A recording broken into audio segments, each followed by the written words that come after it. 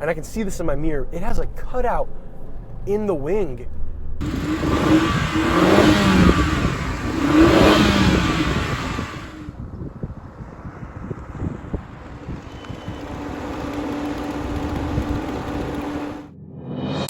Today we're sitting here on the PCH and we're in something not so normal, which is a Saab 9.3 Viggen. That's right, a limited production Saab from the year 2000.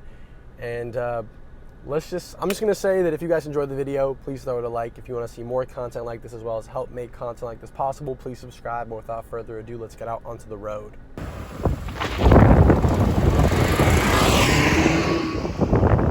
We're setting off here in the Viggen, and I guess I should say first things first. Saabs certainly have a cult following, and they're born from jets, mostly driven by architects, and Jerry Seinfeld too. So there's no denying, the second you get inside of any Saab, and definitely in this Viggen, that it has this kind of aviation-inspired, heritage or lineage, which is a cool thing, or unique thing about a Saab. And it's also a very Swedish vehicle in nature. What makes a Viggen special is it has a distinct exterior body kit on it, so a different front fascia, rear valence, you have a different exhaust system, you have more aggressive and stiffer dampers, unique wheels which are missing on this particular example because I guess they're very susceptible to bending, so they've been replaced unfortunately, but the owner of this vehicle does intend to put something a little bit more true to form back on here. And then you get larger brakes, a slightly revised interior, which most notably features these more bolstered seats with the Viggen logo embossed on them. But the real, true standout feature of a Viggen is the motor, which is a 2.3-liter turbocharged 4-cylinder engine producing about 225 horsepower and 258 pound-feet of torque, which are pretty good numbers for 99 to 2002. Again, this is a 2000 year in particular. So that's all made into a 5-speed manual transmission and is driven through the front wheels. I believe manual was the only transmission available, which I think is awesome. It's a pretty good transmission, and if I pop on down a second here, you guys can see that there is a good torque punch from this motor. It actually features a turbocharger from Mitsubishi, which I believe was used in the older Lancer Evolutions. So that's a cool little tidbit, but the fact of the matter is it's just a pretty fun, pretty sporty vehicle to spend some time in. The one biggest downside, I guess, of the Viggen here would be that it's front wheel drive. You get quite a bit of torque steer, especially through first gear if you take off hard, and even through second gear.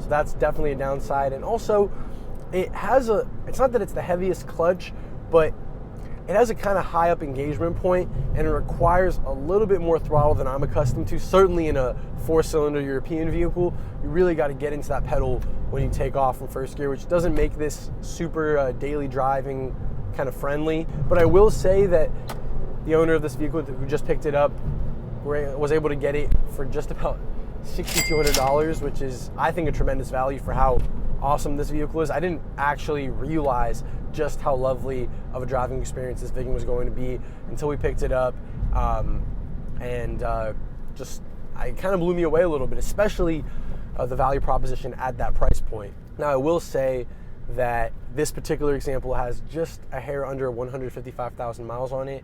We'll just call it even 155. So definitely not a super low mileage example, and definitely a vehicle that's already been driven a lot and likely will continue to be driven even more, which is a good thing, I think. But that means that in certain areas it's a little rough around the edges. It definitely could use some TLC to be worth maybe then upwards of $10,000. But these are, I would say, very entry-level investment pieces when it comes to the automotive space.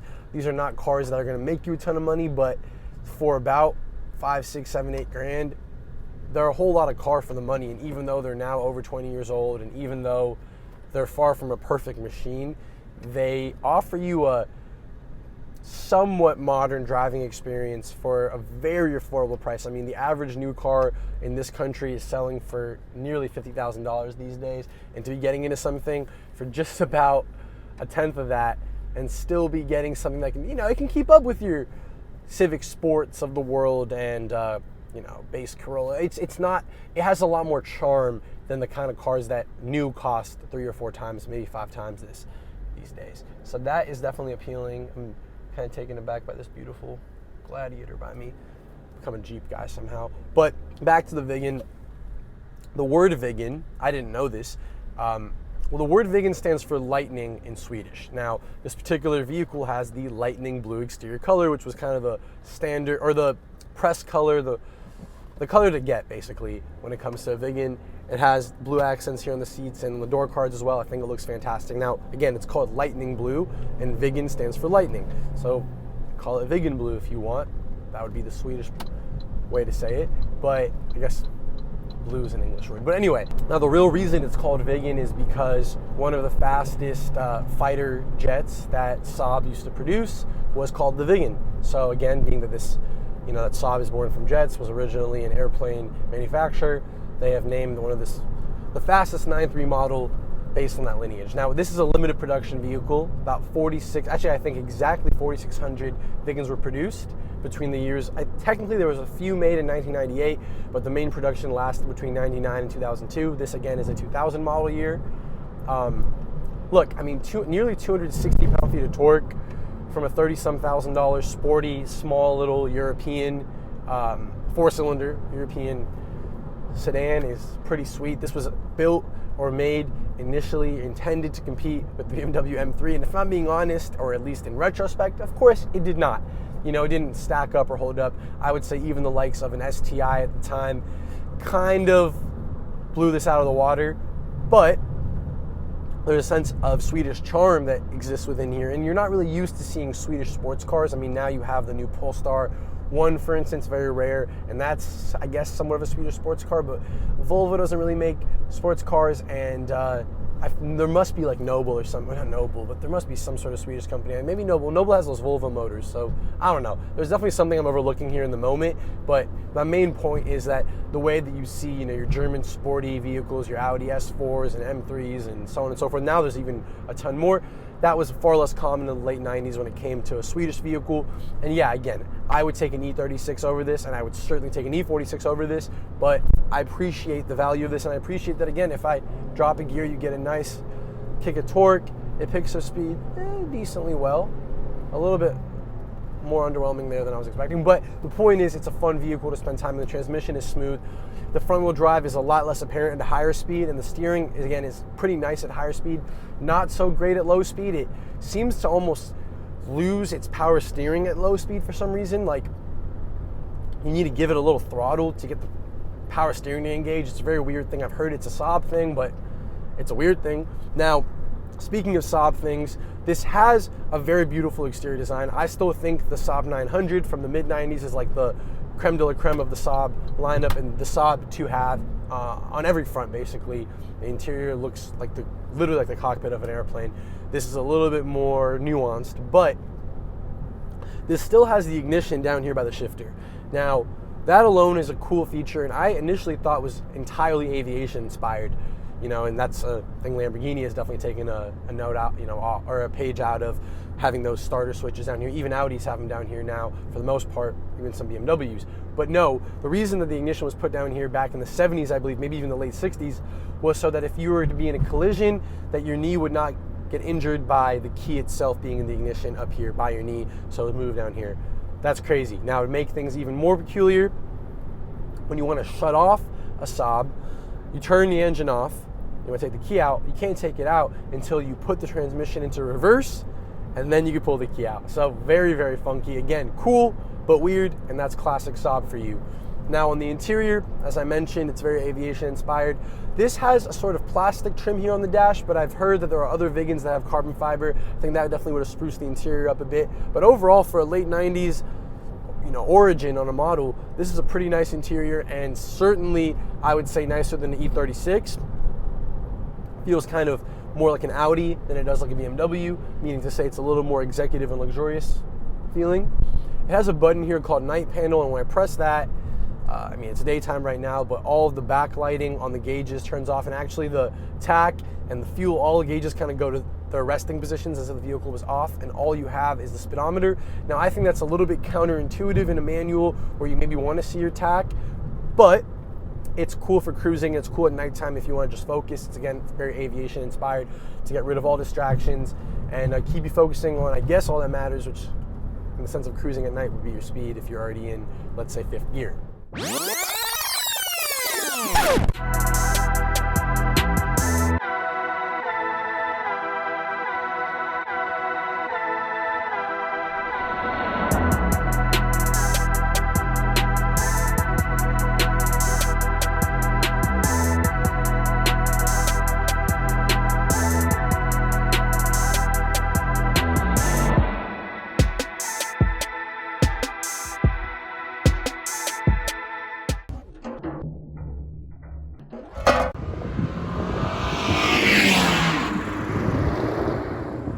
Otherwise, you have heated seats, which I want to say Saab may have been the first manufacturer to put heated seats in their vehicles. That would be a very Swedish backstory. I'd have to double check that.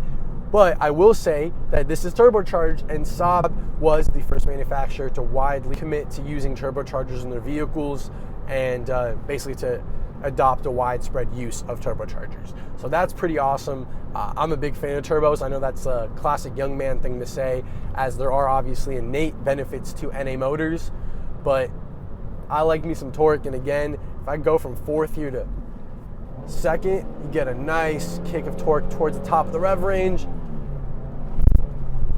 Can't really hate on that, again, especially from an over 20-year-old vehicle. That keeps the driving experience fairly modern in here. Now, you have auto headlights. I said you have heated seats.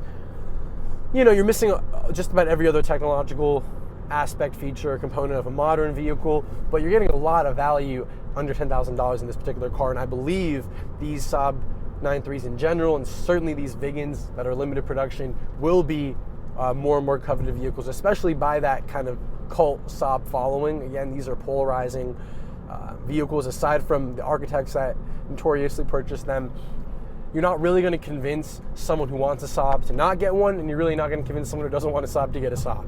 So, you know, the people who want them are going to get them, and the people who don't want them probably never will, or likely never will. That may slightly change now that we're about over 10 years removed from any new Saab production, and it doesn't look like we're going to get any new Saabs ever again. It's a fun vehicle to spend time in. Again, wildly surprised and impressed with it.